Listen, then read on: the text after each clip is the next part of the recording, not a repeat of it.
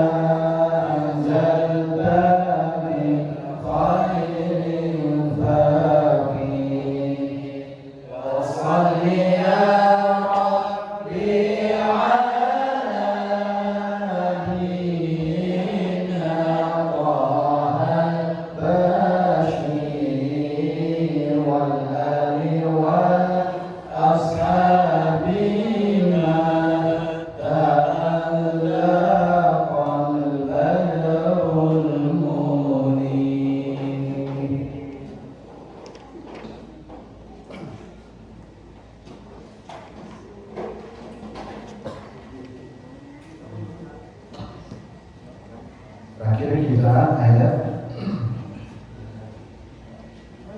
berapa? 45. Baik. Bismillahirrahmanirrahim. Assalamualaikum warahmatullahi wabarakatuh. Waalaikumsalam warahmatullahi wabarakatuh. Alhamdulillah wassalatu wassalamu ala Rasulillah wa ala alihi wa sahbihi wa man wala. La haula wa la quwwata illa billah. Amma ba'd. Pada malam hari ini alhamdulillah Allah memberikan kepada kita satu nikmat yang sangat agung, yaitu nikmat keistiqomahan. Alhamdulillah, dari malam Rabu ke malam Rabu yang lain sudah berapa pekan tidak terasa kita ini masih diberikan kekuatan untuk istiqomah mengkaji ayat-ayat Allah. Dengan doa mudah-mudahan duduknya kita di sini menjadi wasilah kesuksesan dan keberkahan kita di masa yang akan datang. Karena kesuksesan dan keberkahan itu ibarat pohon, ya, harus ditanamnya mulai dari sekarang. Nggak ada pohon yang menjulang tinggi ditanamnya hari ini. Kalau pengen pohon yang menjulang tinggi, besar, akarnya kuat, itu butuh proses tahun demi tahun. Nah, di pesantren ini kita dalam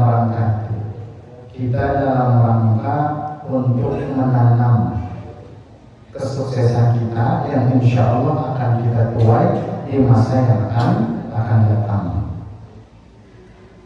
Sekarang kita insya Allah akan melanjutkan ayat ke-46.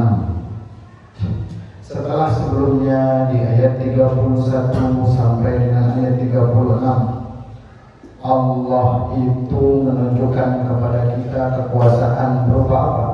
Ayat 31,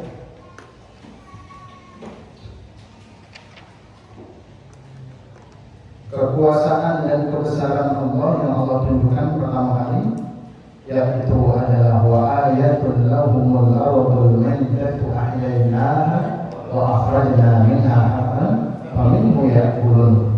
Allah sudah menunjukkan di ayat 31 sampai dengan ayat 36 kekuasaan dan kebesaran Allah, bahwasanya Allah itu mampu menghidupkan tanah yang tadinya mati menjadi hidup, bukan cuma sekedar hidup, tapi juga tumbuh subur. Bukan hanya tumbuh tanaman, tapi bahkan bisa melahirkan sebuah kebun ataupun hutan. Itu tanda kebesaran Allah. Kemudian yang kedua, Allah juga sudah mengucapkan di ayat 37 sampai dengan ayat 40, wa ayatul lahumul lailu nasrahu minhun.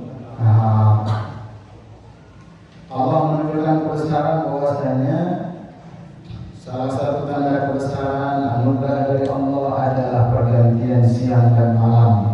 Kalau Allah menghendaki semuanya malam, maka tidak ada satupun makhluk yang mampu untuk memberikan cahaya di malam hari, membuat siang, membuat matahari muncul. Nggak bisa. Itu kekuasaan Allah. Kemudian ayat 41 sampai dengan ayat 44, Allah menunjukkan kekuasaan berupa apa? Alat transportasi yang kita pakai sehari-hari ataupun kita pakai pas lagi mudik. Ada yang naik pesawat, ada yang naik kapal, ada yang naik odong-odong, ada yang naik apa lagi? Kereta. Nah, itu semuanya adalah karunia dan kebesaran dari Allah. Supaya apa? Supaya kita itu bersyukur dan selamat di atas transportasi itu juga adalah kekuasaan dari Allah Subhanahu wa Ta'ala. Yang dikasih keselamatan jangan sampai lupa, illa rahmatan minna wa mata'an ilahin. Bahwasanya keselamatan itu adalah kasih sayang dari Allah. Jangan sampai membuat kita lalai karena wa mata'an ilahin, sisa hidup yang Allah beri itu ada batasnya. Tapi sekalipun sudah disebutkan kepada orang-orang kafir Mekah banyak kekuasaan Allah dari ayat 31 sampai dengan ayat 44. Sekalipun begitu orang-orang kafir Mekah tetap, mereka ini namanya orang kafir, sudah ketutup hatinya. Kafara yakfur itu kan tertutup hatinya, penglihatannya, pendengarannya. Dinasihatin susah, nggak bisa. Didakwahi juga nggak bisa. Nah, itu orang kafir, orang yang tertutup hatinya. Jadi kafara yakfur itu artinya aslinya itu adalah tertutup. Makanya penutup buku dalam bahasa Inggris disebut apa? Cover. Itu namanya dari bahasa Arab. Cover buku, cover itu diambil dari kafara yakfur, tertutup. Namanya orang kafir yang tertutup hatinya, penglihatannya, pendengarannya, sehingga terakhir kemarin ayat 45, wa idza qila lahum ittaqu ma baina aydikum wa ma khalfakum la'allakum turhamun. Ketika sudah diwanti-wanti, sudah diberikan peringatan yang keras, takutlah kamu. Ma baina aydikum, terhadap siksaan yang ada di hadapan kamu. Maksudnya adalah siksaan dunia, sebagaimana yang Allah telah berikan kepada umat-umat sebelum kamu. Wa ma khalfakum, dan siksaan yang ada di belakang kalian, yaitu adalah siksaan akhirat. Moga-moga dengan ketakwaan itu, moga-moga dengan rasa takut itu, kalian takut terhadap siksaan, la'allakum turhamun. Kalian ini bakal diberikan kasih sayang oleh Allah Subhanahu wa Ta'ala. Nah, ini cara mendidik Allah di dalam Al-Quran. Jadi ketika nasihat sudah tidak mempan, ketika sudah diberikan apa itu iming-iming surga, sudah dijanjikan surga, kenikmatan-kenikmatan yang ada di dalam surga sudah tidak mempan, maka yang tadinya yang dijanjikan dengan kenikmatan, Allah sekarang janjikan mereka dengan siksaan. Nah, ini pendidikan Al-Quran. Makanya di dalam pendidikan biasa, kalau yang berprestasi dapat reward, ya yang melanggar dapat apa itu, punishment, hukuman. Ya misalnya yang khatam mungkin umrah, itu kan rewardnya. semata-mata mencontoh akhlak Al-Quran. Ketika nasihat sudah nggak mempan, dijanjikan kebaikan, diiming-imingi masa depan yang lebih baik juga nggak bisa. Akhirnya kita kasih ancaman. Kita kasih ancaman. Nah, itu pendidikan juga sebagai bentuk punishment, sanksi atau hukuman. Nah, kemudian di ayat selanjutnya ini Allah Subhanahu wa taala berfirman, "Wa ma ta'tihim min ayatin min ayati rabbihim illa kanu 'anha mu'ridin." Wa ma ta'tihim, dan tidaklah datang kepada mereka min ayatin, dari satu tanda,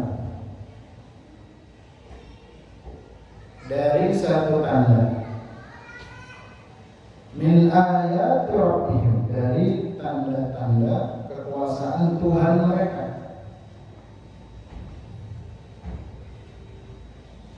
Ayat tegasnya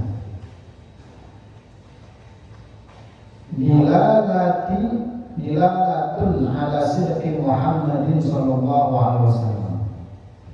Dilalah petunjuk ala sidqi Muhammadin, untuk mempercayai atau membenarkan risalah Nabi Muhammad sallallahu alaihi wasallam.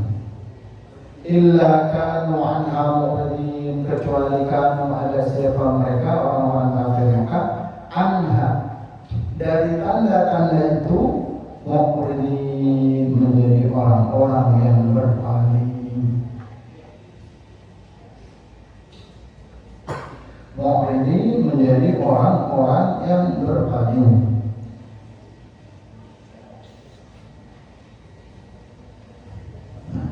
Tadi kita membahas, semakin dikasih nasihat, semakin dikasih dakwah, semakin dikasih petunjuk, semakin ditampakkan kebenaran kepada mereka, justru mereka itu semakin apa? Semakin berpaling.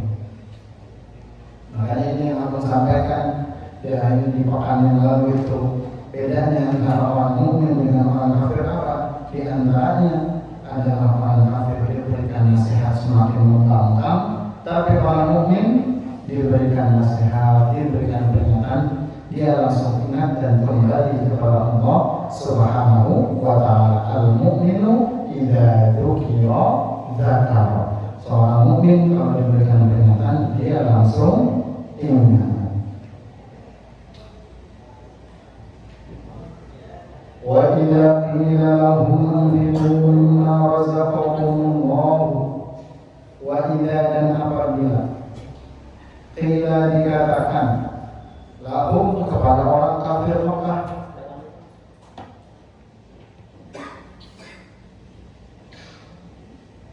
lahum, kepada orang kafir Mekah, anfiqu, infakkanlah oleh kalian, mimma, dari sebagian apa-apa, razaqakumullah, yang Allah telah rezekikan kepada kalian. Razaqakumullah, yang Allah telah rezekikan kepada kalian. Atakumullah, yang telah Allah berikan kepada kalian.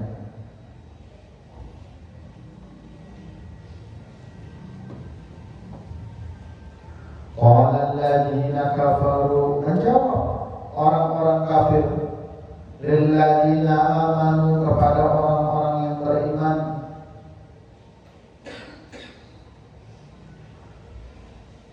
anutim, apakah kami memberikan makan?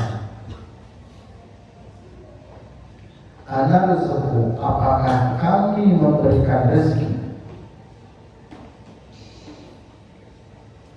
Man law yasha'ullahu, man, kepada orang-orang, law yasha'ullahu, yang apabila Allah berkehendak,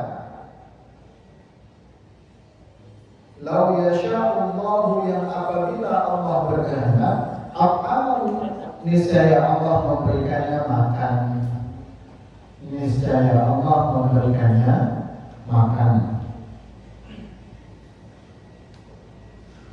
Wadhalika, dan ucapan ini berkaitan dengan annal mu'minina qalu li kuffari Makkah, bahwasanya orang-orang mukmin mereka berkata kepada orang-orang kafir Makkah, anfiqu 'alal masakin, infaklah kalian kepada orang-orang miskin, mimma za'amtum, dari sebagian apa-apa yang kalian klaim, yang kalian yakini, min amwalikum, dari harta-harta kalian, annahu lillah, bahwasanya itu punya Allah, itu milik Allah.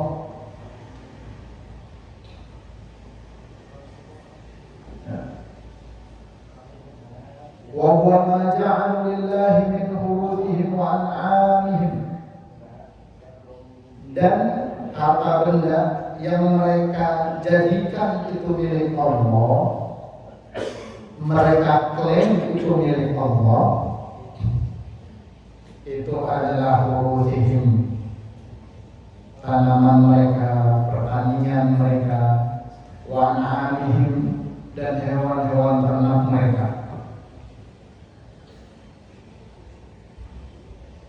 Dan hewan-hewan ternak mereka. Jadi sekalipun mereka kafir, mereka ini tahu Allah, tapi mereka tidak yakin. Sama kayak orang Muslim misalnya saat ini, mereka tahu Tuhan kita, tapi mereka kan tidak yakin. Mereka tidak mengimani, mereka tidak beriman. Orang-orang kafir Mekah pun juga sama, mereka tahu bahwasanya mereka menganggap Allah itulah yang menciptakan hewan-hewan ternak, dan Allah yang menciptakan apa? Allah yang menciptakan tanaman. Pokoknya yang ma'amilah bikin sesuatu yang enggak mereka buat dengan tangan mereka, mereka sebut itu lillah, milik Allah. Qalu anu, tapi ketika mereka diminta untuk menginfakkan sesuatu yang mereka ini sudah klaim bahwa itu milik Allah, tapi tetap anut ilmu, mereka disuruh bilang, apakah kami memberikan makan? Ana rizqu, apakah kami memberikan rezeki?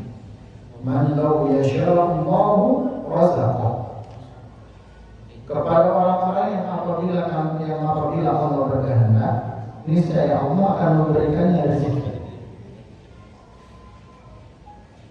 Tsumma, kemudian, lam yarzuqhu ma'a qudratihi alaihi,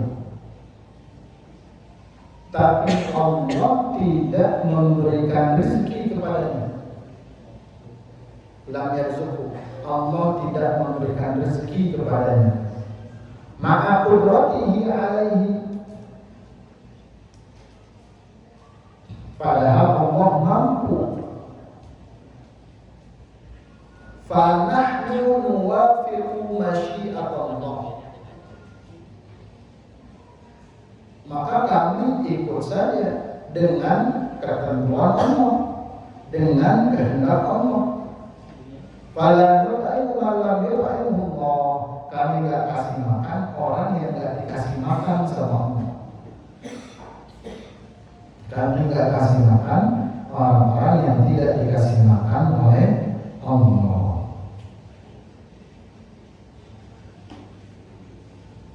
Kira-kira gimana tuh?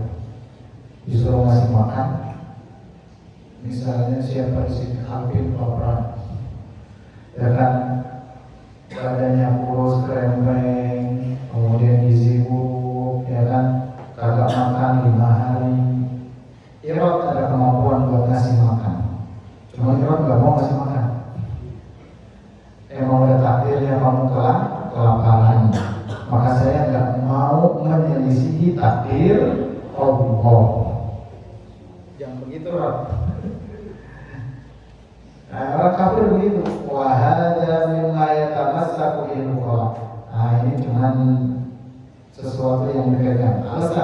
alasan yang dipegang sama orang-orang yang bakhil, pelit. Emang dasarnya pelit, kagak mau ngasih. Jadi ketika ada orang kelaparan, dia ngomongnya gimana? La nu'ti ma haramallah. Ada orang yang butuh, dia nggak mau ngasih, kalau dia mampu buat ngasih. La nu'ti ma haramallah. Kita nggak ngasih sama orang yang nggak dikasih sama Allah. Jadi dia pengennya Allah yang langsung ngasih gitu ya, nggak lewat dia.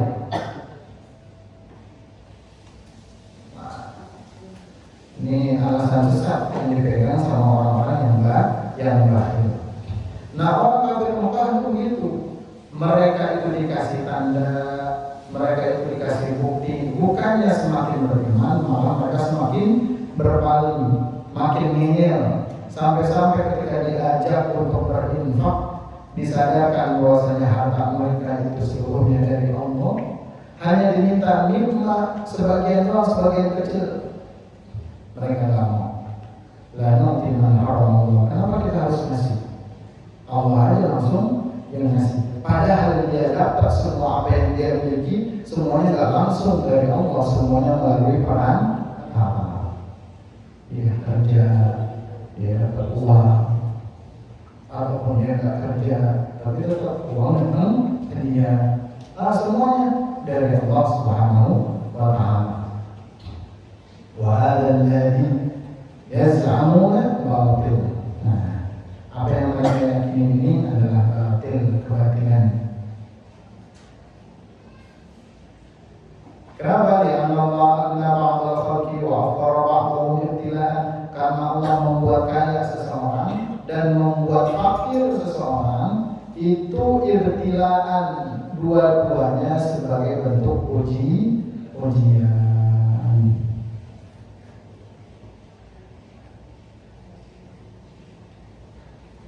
Dua-duanya lagi diuji. Yang orang kaya diuji dengan kekayaannya, yang orang fakir diuji dengan kefakirannya. Famana'ad dunya minal fakiri la bukhlan. Ketika Allah menghalangi seorang yang fakir daripada dunia, ya, itulah bukhlan, bukan karena fakir, tapi karena ibtila, karena ujian. Wa 'ala dhanniya bil infaqi la hajat ila mali. Dan ketika Allah memerintahkan orang yang kaya untuk berinfak, bukan berarti Allah butuh sama hartanya, enggak. Dua-duanya sedang diberikan ujian. Walakin liyabluwal ghani bil faqir, akan tetapi untuk menguji orang yang kaya, bil faqir, dengan orang yang fakir, fima farada lahu fil malil ghani, terhadap hak yang ada di dalam harta orang-orang yang kaya.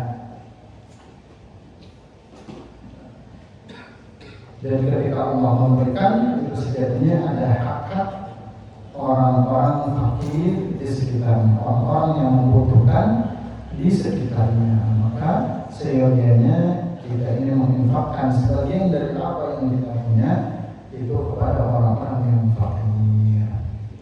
Wala i'tiradan li ahadin ala masyiatillah.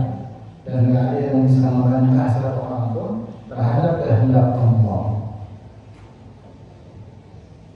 Dan juga tidak ada yang bisa membantah ketetapan Allah di dalam makhluknya. Jadi ada yang kaya, ada yang miskin, itu dua-duanya sedang diberikan ujian oleh Allah Subhanahu wa Ta'ala.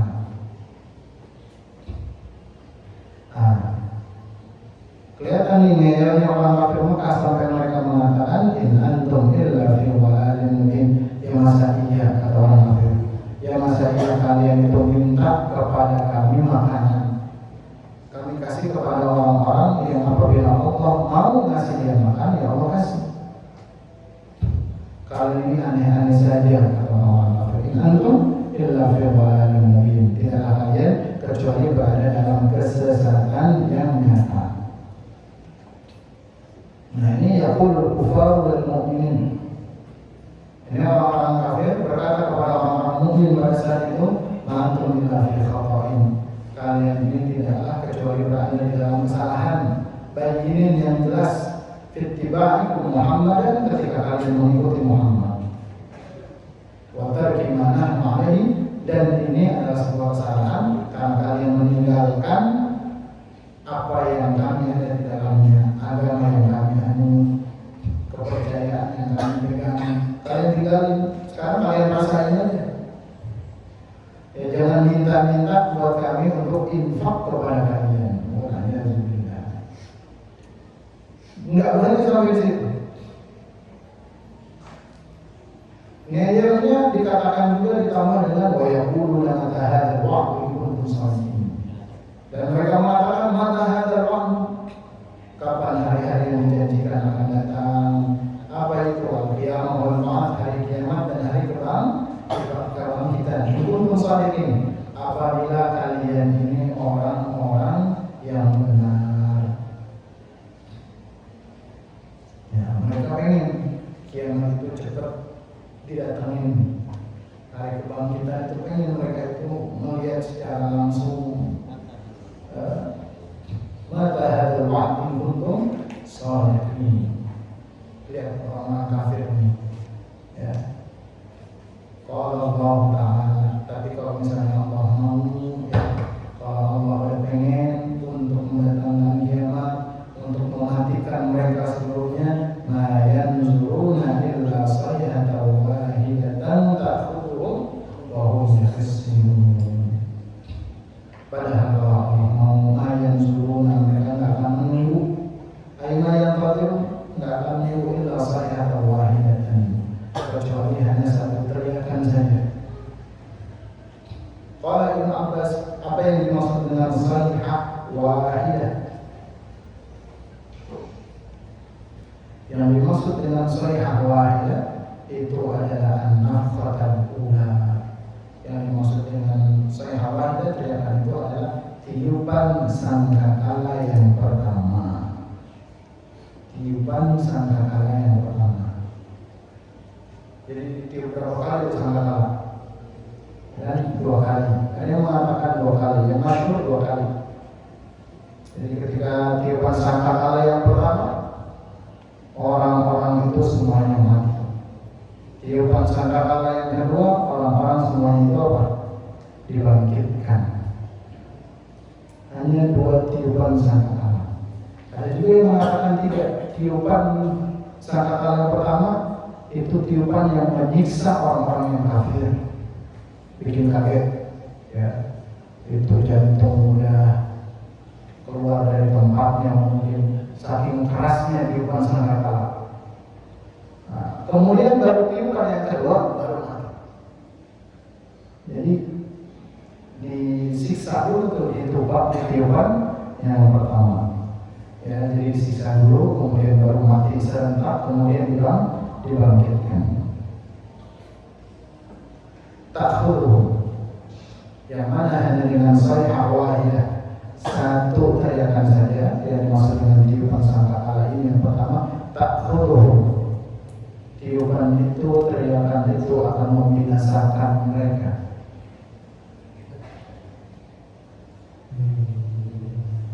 Wahum yakhsimun, ketika itu terjadi, wahum yakhsimun, orang-orang kafir itu mereka semuanya lagi sibuk berselisih atau berbeda pandangan.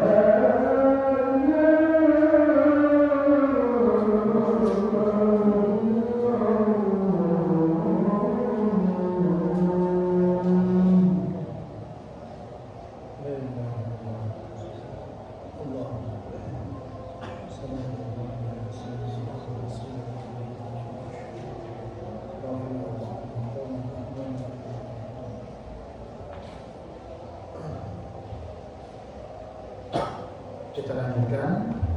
Wahum yakhsimuna, sedangkan mereka orang-orang kafir itu yakhsimuna, sedang berselisih, sedang berbantah-bantahan.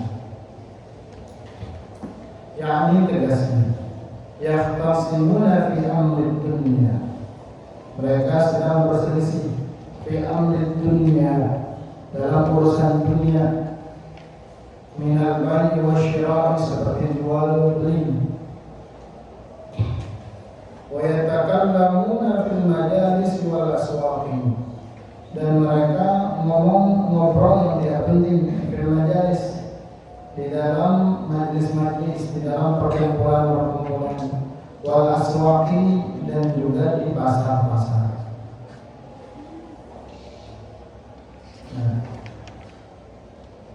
Allah mengatakan bahwasanya ketika mereka mengatakan, bertanya, mata hadzal wa'du in kuntum shadiqin, qala ma yanzuruna illa sayhatan wahidatan ta'khudhuhum wa hum yakhsimun. Kalau aku berkehendak, maka cukup dengan hanya satu teriakan saja, satu nafkhah, satu tiupan sangkakala, maka semua kalian itu akan binasa. Dan kebinasaan itu muncul, hari kiamat itu akan muncul. Wahum yakhsimuna, di saat orang-orang itu lalai daripada mengingat kepada Allah Subhanahu wa Ta'ala. Dicontohin di sini yakhsimun, berbantah-bantahan, berselisih. Karena hidup ini isinya kebanyakan perselisihan. Ya, kebanyakan berselisih, kebanyakan kita ini sibuk ya dengan urusan dunia. Kalau kita lihat sosmed, itu isinya kan perselisihan dulu, pertengkaran dulu, netizen nyerang ini nyerang itu.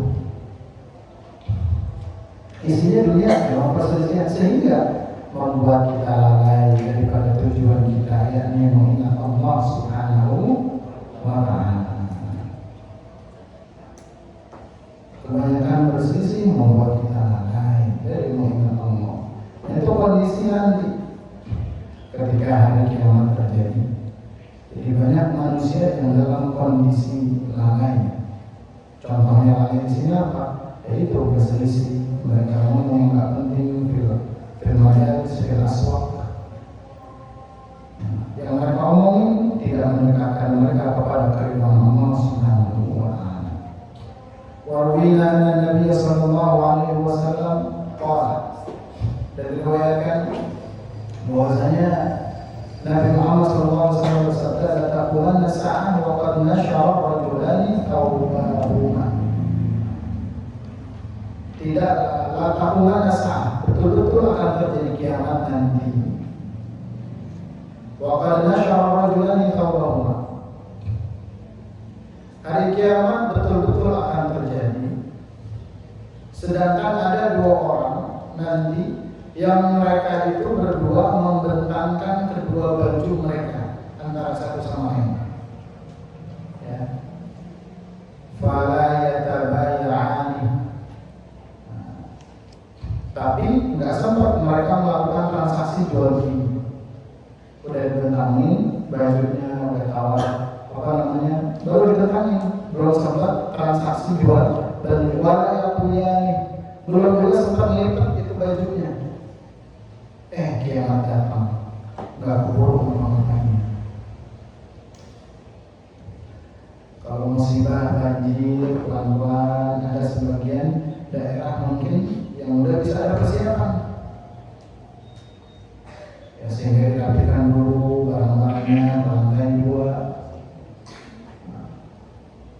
Ada musibah yang bisa diprediksi dengan BMKG, ya kan? Dengan penelitian dunia sudah disampaikan.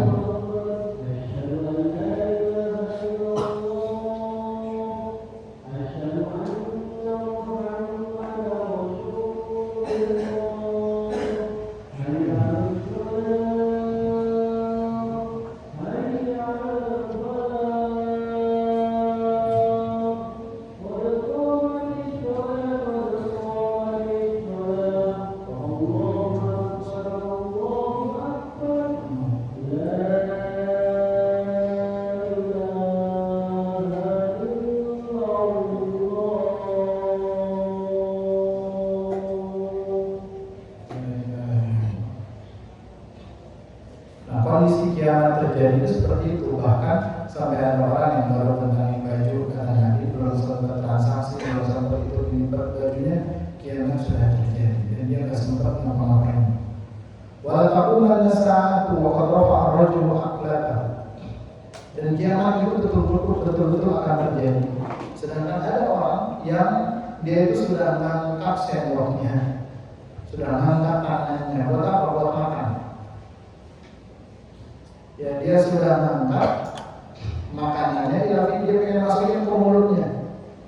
Pada ya tahu, tapi belum sempat dia makan itu makanan, dia sudah sudah mati. Kenapa? Karena terjadi hari kiamat.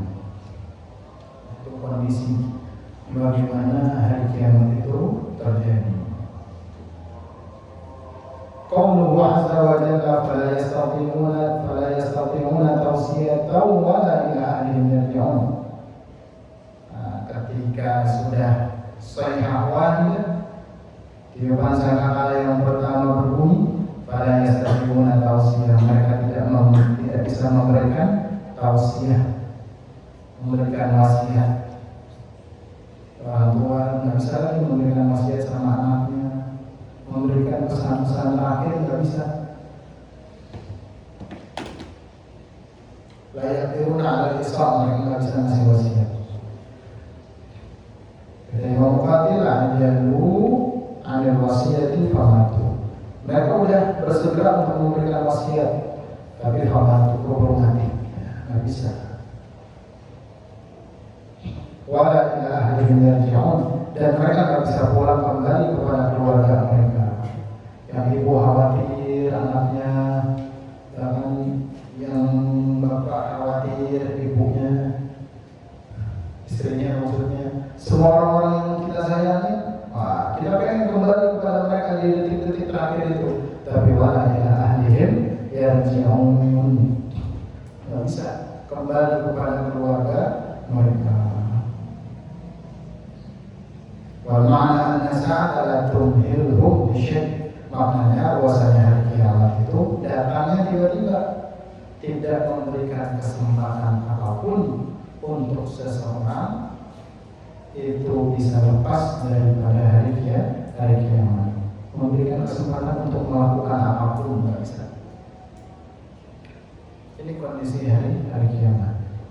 Nah, itu peringatan buat orang-orang kafir Mekah, khususnya ketika ayat ini diturunkan, bahwasanya Allah itu bisa saja kalau misalnya mau sekarang Allah tiup sehawaida, tapi semuanya binasa. Kalian binasa, kalian nggak bisa memberikan wasiat, kalian yang tadinya lagi berdagang di pasar, dan kalau nggak bisa dikasih kesempatan apa-apa sama Allah, itu sangat bisa buat Allah Subhanahu wa Ta'ala. Tapi walataan ini semua itu ada batasannya, semua sudah ditentukan waktunya kapan oleh Allah Subhanahu wa Ta'ala. Maka dari sini kita belajar betapa kerasnya hati dan pikiran orang-orang ketika sudah dikubuti hati dan pikirannya oleh kekufuran. Mereka bakhil, mereka bukan hanya tidak mau beriman kepada Allah, tapi mereka ingin bakhil kepada sesama. Mereka bakhil kepada orang-orang sekitarnya. Sebetulnya bakhilnya mereka ini bukan karena bakhil sosial, bukan, tapi karena memang nggak suka sama orang-orang yang beriman kepada Allah. Sehingga ketika ada orang yang beriman, ya kan, mereka ini menganjurkan untuk infak, mereka tolak, mereka nggak mau. Dan ada banyak orang-orang yang muslim, mereka menginfakkan sebagian dari apa yang mereka punya, ya, di dunia ini, dan semuanya dibalas oleh Allah di dunia. Namanya harum, ya, namanya ada di berita di mana-mana, namanya viral. Kenapa? Karena kedermawanan mereka. Semuanya sudah dibalas ketika mereka hidup di dunia. Allah balas lagi berlipat-lipat harta mereka. Cuma nanti ketika orang-orang yang tidak beriman menghadap kepada Allah, mereka nanya mana pahala infak kami, nggak bisa. Sudah dibalas ketika hidup di dunia. Sedangkan orang-orang yang beriman, mereka ini mendapatkan pahala di dunia dan mendapatkan pahala lebih di akhirat. Bisa mengikis kebakhilan itu karena ada keimanan, keyakinan bahwasanya apa yang kita infakkan itu pasti suatu saat nanti akan dibalas berlipat ganda oleh Allah.